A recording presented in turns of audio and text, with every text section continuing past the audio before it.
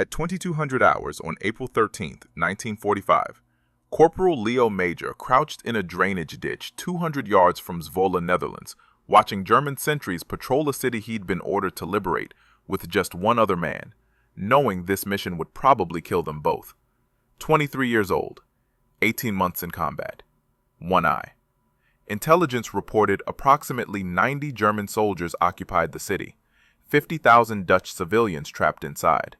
The Canadian First Army planned to bombard Zwolle at dawn with artillery, level every building if necessary, kill everyone German or Dutch who got in the way. Standard liberation procedure. Turn cities into rubble, sort out the survivors later. Major's commanding officer had given him a different order. Scout the German positions. Report back. Let the artillery do the killing. Major had other plans. The first man to die that night was Private Willie Arsenault, Major's spotter, his partner. They'd worked together since Normandy. Arsenault had saved Major's life twice, once at Caen, once at Scheldt. They'd promised each other they'd both make it home to Quebec after the war. At 22:15 hours, a German machine gun nest opened fire from a church tower 300 yards into the city. Arsenault was checking his compass when the first burst hit him. 8 rounds. MG-42, 7.92 millimeter. He was dead before Major could reach him. 20 years old, from Montreal. Engaged to a girl named Marie, who worked in a munitions factory. The wedding was supposed to be in June. If these stories matter to you, please hit like and subscribe. These histories deserve to be remembered. Major knelt beside Arsenault's body for 30 seconds. Then he made a decision that violated every rule in the Canadian Army manual. He wasn't going to scout and report. He wasn't going to let the artillery flatten this city. He was going to walk into Zwolle alone and make the Germans think the entire Canadian First Army was attacking. One man, one eye, one night. 50,000 civilians who didn't know they were about to be saved. Major had lost his right eye 8 months earlier during the Normandy invasion. A phosphorus grenade had exploded near his face at Scheldt. The blast destroyed his eye and badly burned the right side of his face. The army doctors wanted to send him home, give him a medical discharge, thank him for his service. Major refused, told them he only needed one eye to kill Germans, stayed in combat, kept fighting. Now he was outside Zwolle with one eye, one rifle, and a plan that made absolutely no sense. Walk into an occupied city, start shooting, make enough noise that the Germans would think they were being attacked by hundreds of soldiers, force them to either fight or flee. Do it before dawn so the artillery couldn't fire. The odds were impossible. One man against 90 Germans, in an unfamiliar city, at night, with one eye and limited depth perception. But Major had learned something during 18 months of combat. Armies were scared of noise, scared of chaos, scared of not knowing how many enemy soldiers were shooting at them. If he could make enough noise, create enough confusion, the Germans might panic, might run, might abandon the city without firing a shot. It was insane, suicidal, completely against orders. Major checked his Sten gun. 32 rounds in the magazine, 6 spare magazines, 4 grenades, 1 knife. He looked back at Arsenault's body one more time. Then he stood up and started walking towards Zwolle. At 22:30 hours on April 13, 1945, Corporal Léo Major entered an enemy-occupied city alone to begin the most audacious one-man liberation in World War II history. The Germans had no idea what was coming. The streets of Zwolle were empty. No civilians, no movement. Just darkness, and the smell of coal smoke from German field kitchens somewhere deeper in the city. Major moved along the eastern edge, staying in shadows, counting buildings, memorizing street layouts. He needed to understand the city before he started killing. Zwolle was a medieval Dutch town. Narrow streets, stone buildings, canals cutting through the center, church towers at every major intersection. The perfect defensive position. 100 places for German soldiers to hide. 1,000 angles for machine gun nests. One wrong turn, and Major would walk into a crossfire that would cut him apart. He had one advantage. The Germans didn't know he was coming. At 22:45 hours, Major spotted his first target, a German supply depot on the corner of Straat. 2 soldiers standing guard outside, smoking cigarettes, rifles slung over their shoulders, not expecting trouble. Major raised his Sten gun and fired a 3-round burst from 40 yards. Both soldiers dropped. He immediately threw a grenade through the depot window. The explosion lit up the entire street. Ammunition inside the building started cooking off, bullets firing in random directions. Small arms, maybe some mortar rounds. The noise was deafening. Major ran. He sprinted 3 blocks north, stopped at another intersection, fired his Sten gun into the air. 10 rounds, short bursts. Then he threw another grenade at a German truck parked outside what looked like a command post. The truck's fuel tank exploded. Flames shot 30 feet into the air. Then he ran again. The key to Major's plan was movement. Never stay in one place. Never let the Germans figure out where the attack was coming from. Fire from the east, run to the north. Fire from the north, run to the west. Make them think Canadian soldiers were everywhere. Make them think the entire city was surrounded.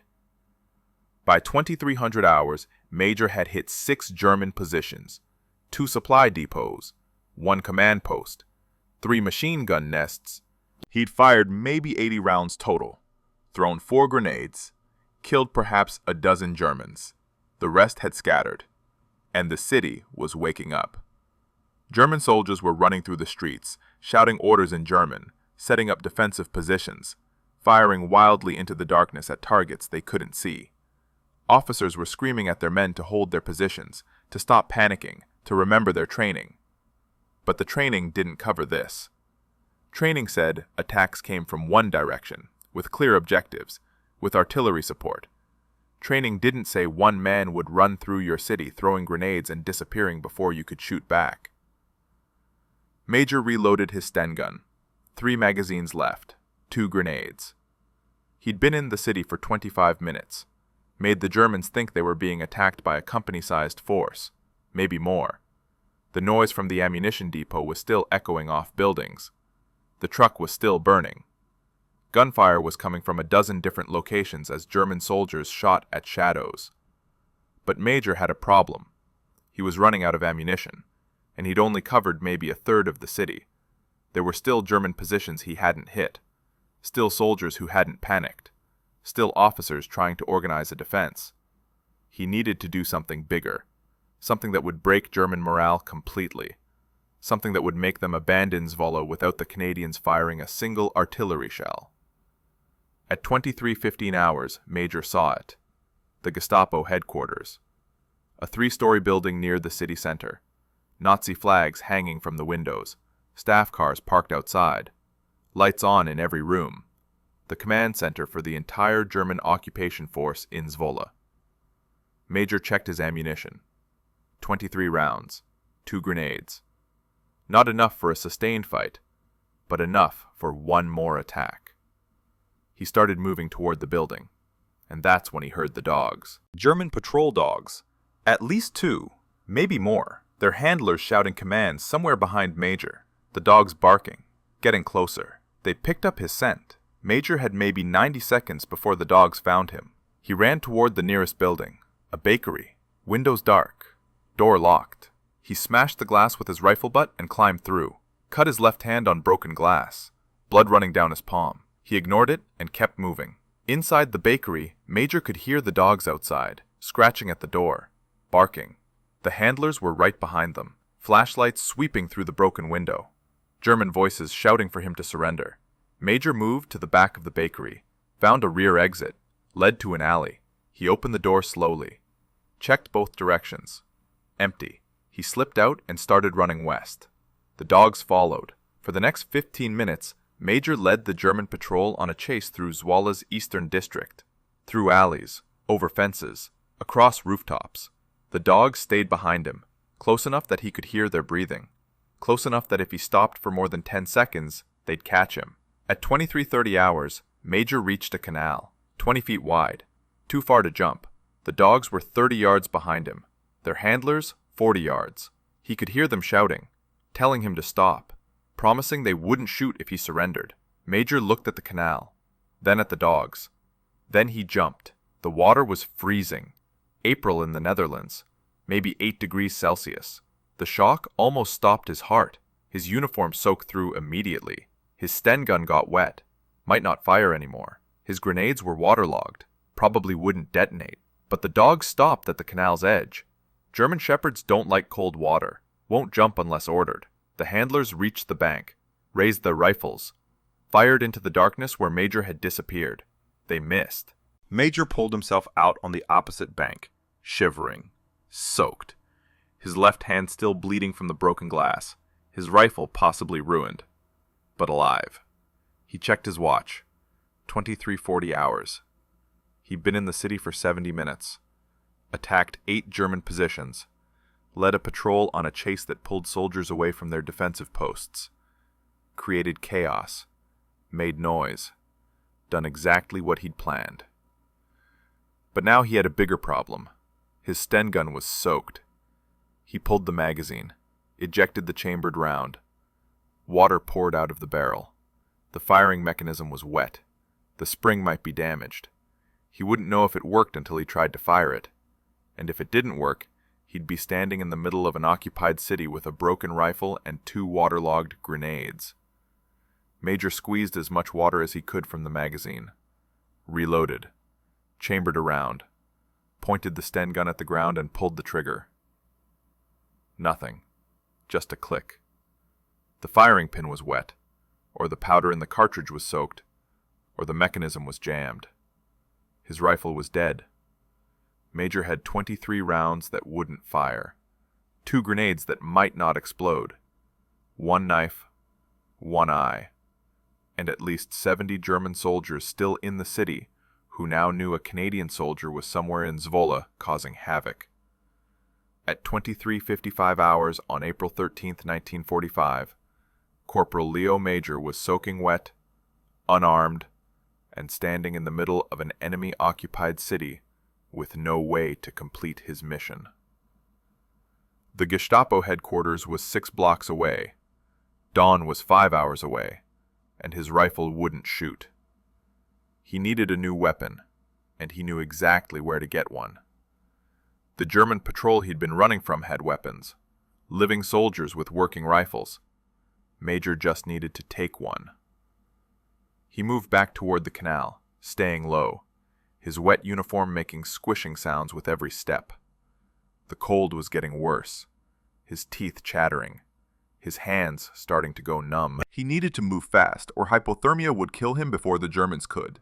At midnight on April 14th, Major spotted them, 3 German soldiers, part of the patrol that had chased him. They'd split up to search both sides of the canal. These 3 were on Major's side, moving slowly, flashlights off, rifles ready, looking for him in the darkness. Major waited behind a stone wall, watched them approach. 20 yards, 15, 10. When the first soldier passed his position, Major moved. He came up behind the soldier, grabbed him around the throat with his left arm, pulled him backward. The soldier tried to shout. Major's grip cut off the sound. The soldier dropped his rifle and clawed at Major's arm, trying to break free, trying to breathe. Major held on. The soldier struggling got weaker, then stopped. Major lowered him to the ground, unconscious, maybe dead. He didn't check. The other 2 soldiers heard the noise, turned around, raised their rifles. Major was already moving. He grabbed the unconscious soldier's rifle, a Carabiner 98, German standard issue, bolt action, 5 rounds in the magazine. Major worked the bolt, aimed at the closest soldier, fired. The soldier went down. The 3rd soldier fired back. The bullet hit the stone wall 6 inches from Major's head. Stone chips cut his face. Major worked the bolt, fired again, missed. The German soldier ran. Major let him go. He had a working rifle now. 4 rounds left. That was enough. Major picked up the dead soldier's ammunition pouches, found 3 more stripper clips, 15 rounds total. He also took 2 stick grenades, Model 24, German potato mashers, 7-second fuse. He knew how they worked. He'd captured enough of them in Normandy. Now he was armed again. At 12:15 a.m., Major resumed his attack on Zwolle. He moved toward the city center, toward the Gestapo headquarters. The building was still lit up, still occupied. Major could see German officers through the windows, gathered around maps, planning their defense, trying to figure out how many Canadian soldiers were attacking their city. Major approached from the south, staying in shadows. The building had guards outside, 4 soldiers, 2 at the front entrance, 2 at the back. All of them nervous, scanning the darkness, expecting an attack. Major gave them one. He threw his first stick grenade at the front entrance. The explosion killed both guards instantly. Before the smoke cleared, Major threw his second grenade through a first-floor window. The blast shook the entire building. Glass exploded outward. Someone inside screamed. Then Major opened fire with his carabiner. He shot out every lit window he could see. 5 rounds. Reload. 5 more. Reload. The building's lights went out. Someone inside was shouting orders, telling soldiers to return fire, to hold their positions. Major heard boots running, German soldiers pouring out of the building, maybe 20 men, officers and enlisted, some carrying rifles, some carrying only pistols, all of them running, fleeing, abandoning the Gestapo headquarters because they thought an entire Canadian company was attacking and they couldn't defend against that many soldiers. Major let them run. He wasn't interested in killing fleeing soldiers. He was interested in making noise, making the Germans think Zwolle was lost, making them abandon the city before dawn. At 12:30 a.m., Major entered the Gestapo headquarters. The building was empty. Maps still spread on tables, coffee still warm in cups, radios still crackling with German communications. Officers had fled so fast they'd left everything behind. Major gathered every document he could find: operations orders, troop positions, supply manifests, intelligence reports, classified Wehrmacht communications. He stuffed them into a canvas bag he found near a desk. Then he set the building on fire. He poured gasoline from a jerry can onto the wooden furniture, struck a match, watched the flames spread. Within 3 minutes, the entire first floor was burning. Within 5 minutes, the fire had reached the second floor. By the time Major left the building, flames were shooting out of every window. The Gestapo headquarters burned for 2 hours. The smoke could be seen for miles. Every German soldier in Zwolle could see it, could understand what it meant. The command center was gone. The officers had fled. The city was falling. Major checked his watch. 12:45 a.m. He'd been in Zwolle for 2 hours and 15 minutes. He'd destroyed the Gestapo headquarters, captured German intelligence documents, killed or scattered at least 30 enemy soldiers. But there were still 60 Germans somewhere in the city, and Major was running out of time. Dawn was 4 hours away. If the Germans didn't flee before then, the Canadian artillery would start firing, would level Zwolle, would kill 50,000 Dutch civilians. Major reloaded his rifle. 10 rounds left. No grenades. But he had something better now. He had momentum. He had the Germans scared and running, and he was going to keep pushing until they broke completely. At 1 a.m. on April 14th, 1945, Major heard something that made him stop moving. Voices. Dutch voices. Coming from a building 30 yards ahead. Civilians. Whispering. Scared. Major approached slowly. Knocked on the door. 3 times. Pause. 2 times. A resistance signal he'd learned from Dutch underground fighters during the Scheldt operation. The door opened. An old man, maybe 60, white hair, thin, looked like he hadn't eaten properly in months. He stared at Major, at his wet Canadian uniform, at the German rifle in his hands, at the eye patch covering his right eye. The man spoke in broken English. "You are Canadian?" Major nodded. "You are alone?" Major nodded again. The old man pulled him inside, shut the door. led him to a basement where 30 Dutch civilians were hiding. Families, children, old people, all of them terrified, all of them waiting for the artillery bombardment they knew was coming at dawn.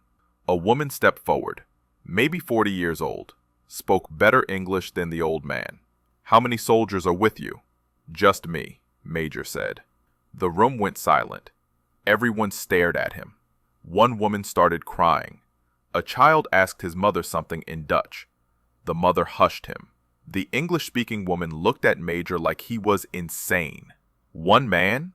One man is making all this noise? The explosions? The fires? The shooting? Yes. The Germans think you are hundreds of soldiers. Good. The woman translated for the others. The room erupted. People arguing. Some laughing. Some crying. Some looking at Major like he was either a hero or a madman. Maybe both. Major didn't have time for this. Where are the German positions? The soldiers who haven't fled yet? The English-speaking woman pulled out a hand-drawn map. The Dutch resistance had been tracking German movements for weeks. She pointed to 3 locations. A barracks on the western edge. A motor pool near the train station. A machine gun position at the main bridge. "How many soldiers?" Major asked.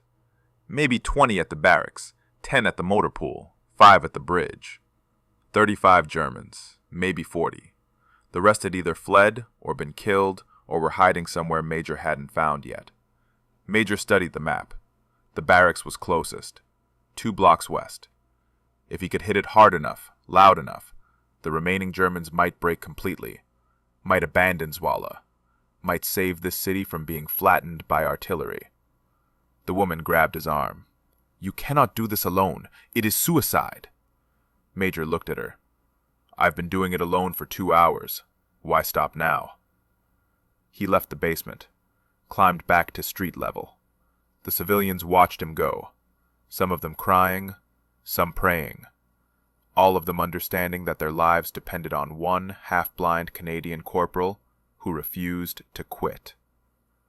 At 1:20 a.m., Major approached the German barracks, a converted school building, 3 stories, windows boarded up, sandbags at the entrance, guards posted outside. Major could see movement inside, soldiers packing equipment, getting ready to evacuate. They knew the city was falling. They just didn't know if they should run or fight. Major made the decision for them. He walked straight toward the main entrance, in full view, not hiding, not sneaking, just walking, like he owned the city, like he had 1,000 soldiers behind him, like the Germans had already lost. The guards saw him, raised their rifles, shouted for him to stop. Major raised his carabiner 98 and shot the first guard in the chest, worked the bolt, shot the second guard in the head. Both men dropped. Major kept walking. He reached the entrance, kicked open the door, and walked into a room with 18 German soldiers staring at him. For 3 seconds, nobody moved. The Germans stared at Major. Major stared back. Then someone inside the building raised a weapon, and all hell broke loose. Major threw himself sideways as the first shots rang out. Bullets hit the wall where he'd been standing. Plaster exploded. He rolled behind a wooden desk, fired twice over the top. Didn't aim, just fired to keep the Germans ducking. 8 rounds left. The room was chaos. 18 German soldiers, some grabbing weapons, some diving for cover, some running for the back exit. Officers shouting orders, enlisted men shouting back. Nobody knowing where the enemy fire was coming from or how many Canadians were attacking. Major used their confusion. He moved to a different position, behind a filing cabinet. Fired 3 times. 2 Germans went down. 1 screamed, the other didn't make a sound. 5 rounds left.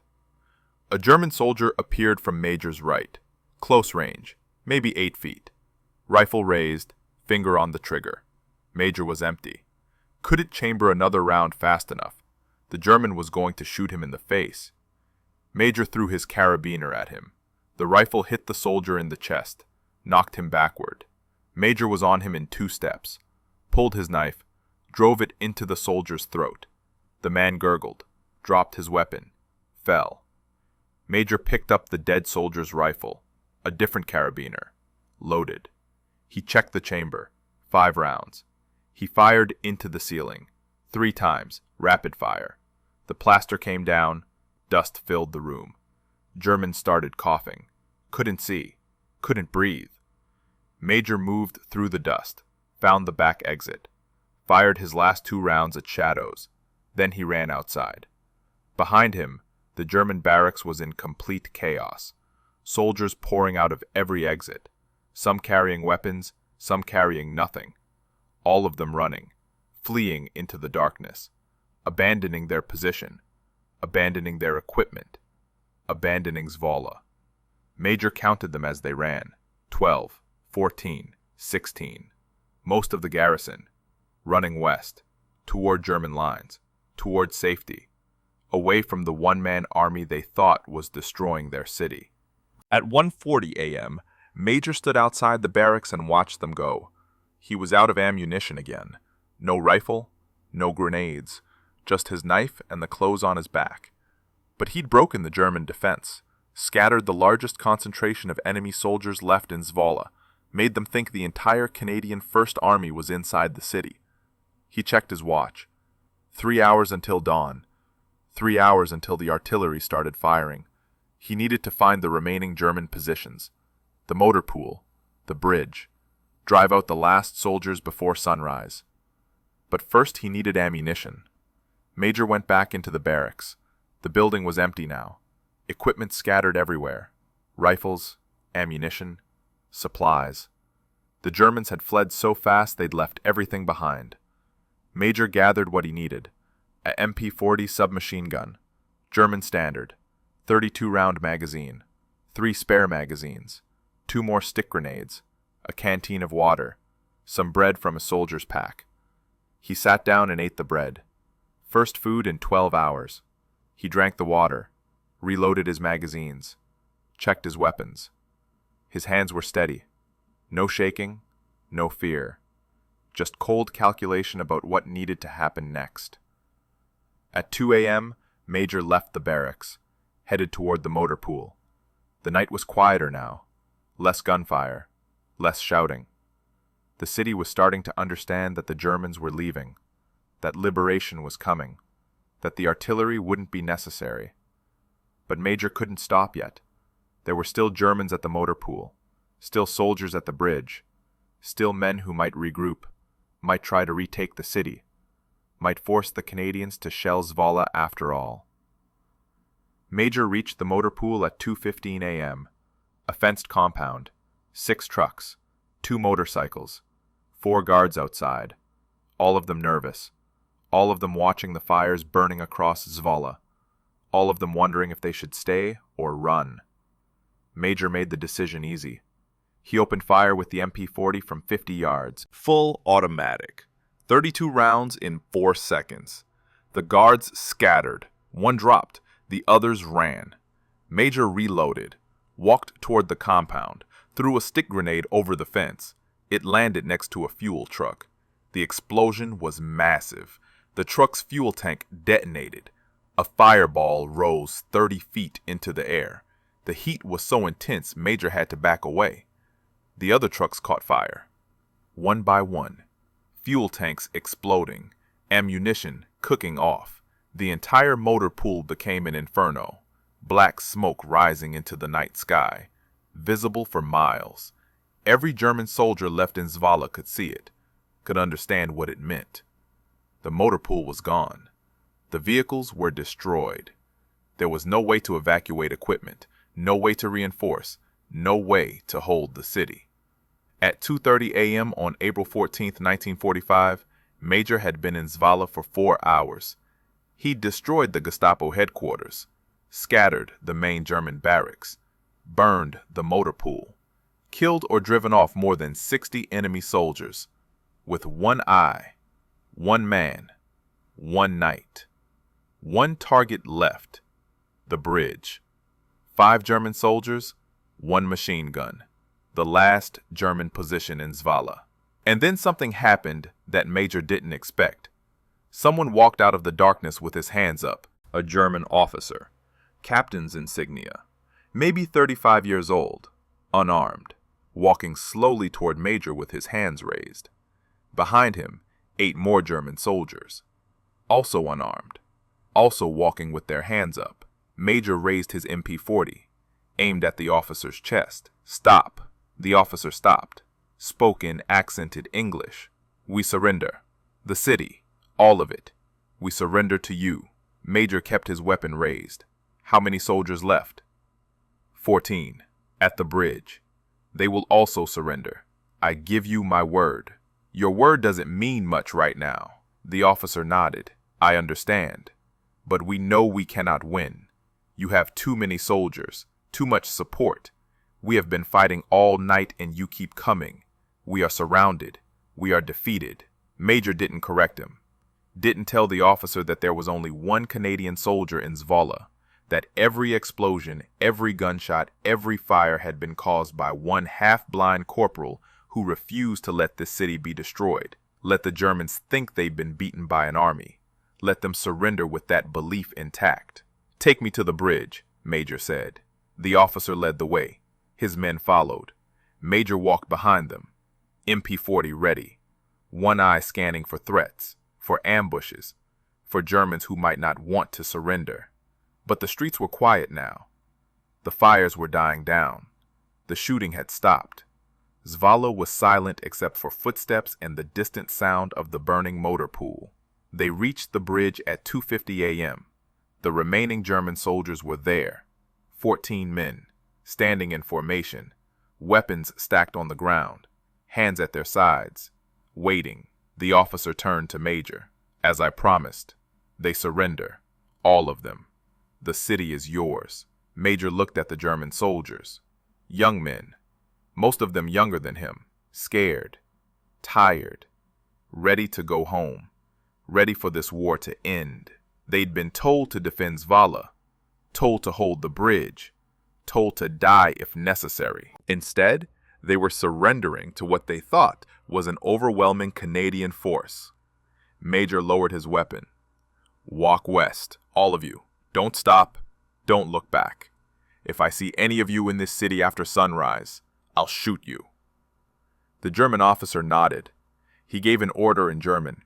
His men formed up, started walking, heading west, toward German lines, toward whatever was left of the Wehrmacht in the Netherlands, away from Zwolle. Major watched them go, counting. 23 German soldiers, the last enemy troops in the city, walking away, surrendering without a fight, leaving 50,000 Dutch civilians alive, leaving Zwolle standing, preventing the artillery bombardment that would have turned this medieval city into rubble. At 3:15 a.m. on April 14, 1945, Corporal Léo Major stood alone on a bridge in Zwolle, Netherlands. Behind him, a city he'd liberated single-handedly. In front of him, 23 German soldiers walking into the darkness. Around him, fires burning, smoke rising. The evidence of 4 hours and 45 minutes of the most audacious one-man operation in World War II history. He'd done it. Saved the city, stopped the artillery, freed 50,000 people with one eye, one night. One man who refused to let an entire city die. Major sat down on the bridge, his legs finally giving out, the adrenaline wearing off, the exhaustion hitting him all at once. He was soaking wet, freezing, covered in blood and dirt and gunpowder residue.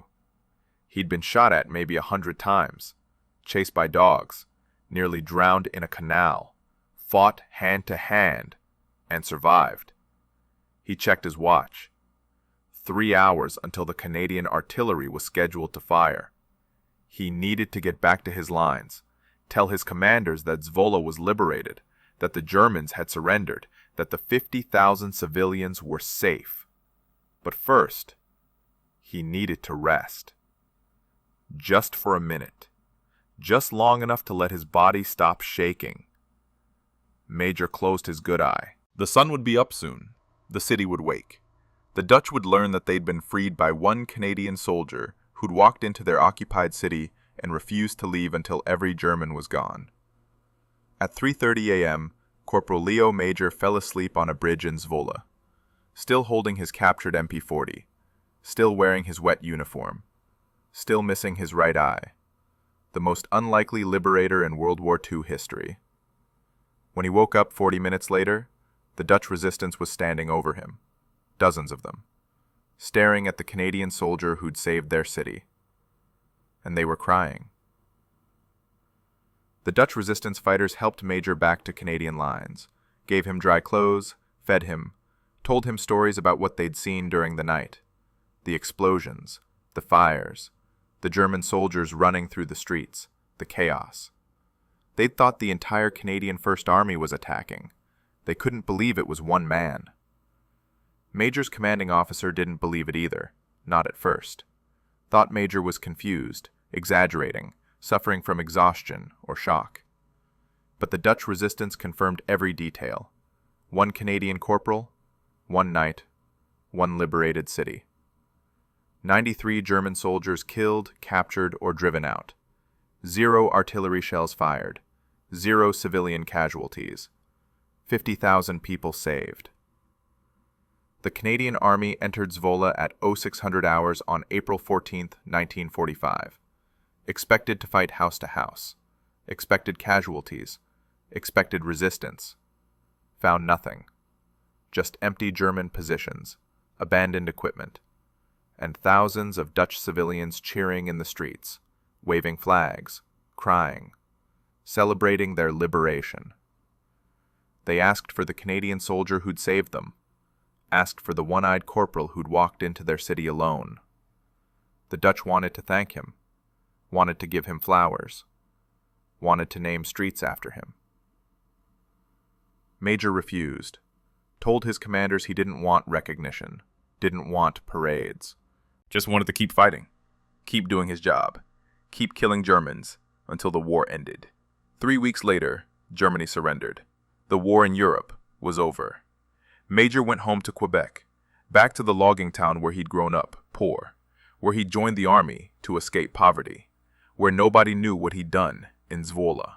The Canadian Army submitted Major's name for the Distinguished Conduct Medal, the second highest military decoration Canada could award. Major had already received 1 DCM for his actions at Scheldt. Now he'd receive another. Only 3 Canadian soldiers in World War II earned 2 Distinguished Conduct Medals. Léo Major was one of them. King George VI wanted to present the medal personally, at Buckingham Palace, with full ceremony. Major refused. He said he didn't like the British, didn't respect King George, didn't want a medal from a king whose armies had let Dieppe happen, had let Canadian soldiers die on French beaches while British commanders watched from ships offshore. They mailed him the medal instead. Major lived quietly after the war, worked as a pipe fitter, raised the family, never talked much about Zwolle, never told his children what he'd done. When people asked, he gave short answers. Yes, he'd been in the war. Yes, he'd lost his eye. No, he didn't want to discuss it. In 1970, the city of Zwolle invited Major back, 25 years after liberation. They wanted to honor him, thank him properly, show him what his actions had meant. Major returned. The Dutch gave him a hero's welcome. Thousands of people lined the streets. Children gave him flowers. Old men who'd been in the resistance shook his hand. Women who'd hidden in basements while he fought kissed his cheeks. The city named a street after him, Léo Major Lawn, a permanent reminder of the Canadian soldier who'd saved them. Léo Major died on October 12, 2008, in Montreal. He was 87 years old. He'd lived 63 years after that night in Zwolle, 63 years as the man who'd liberated a city alone, the man who'd proven that courage doesn't require 2 eyes or 1,000 soldiers, just one person who refuses to quit. His medals are displayed at the Canadian War Museum in Ottawa. Next to them is the citation that explains what he did. One night, one city, 93 Germans, 50,000 civilians saved. The most improbable liberation in World War II history. The people of Zwolle still remember. Every year on April 14th, they gather at Léo Major lawn, light candles, tell stories about the Canadian corporal who walked into their occupied city and refused to leave until every German was gone. About the soldier who saved them from artillery bombardment. About the man with one eye who saw more clearly than anyone else what needed to be done. 93 enemy soldiers defeated. One city liberated. One night that proved impossible was just another word for difficult. And one Canadian corporal who showed the world that sometimes one person is enough. The Germans couldn't believe it. The Dutch never forgot it. And history will always remember the night Corporal Léo Major decided that 50,000 lives were worth risking his own. Thank you for watching, and for caring about these stories that deserve to be remembered. If this story moved you, I'd be grateful if you'd hit the like button and subscribe to help us share more histories like this. And please, leave a comment below telling us where in the world you're watching from. It means everything to know these stories are reaching people across the globe. Until next time, take care, and remember the courage of those who came before us.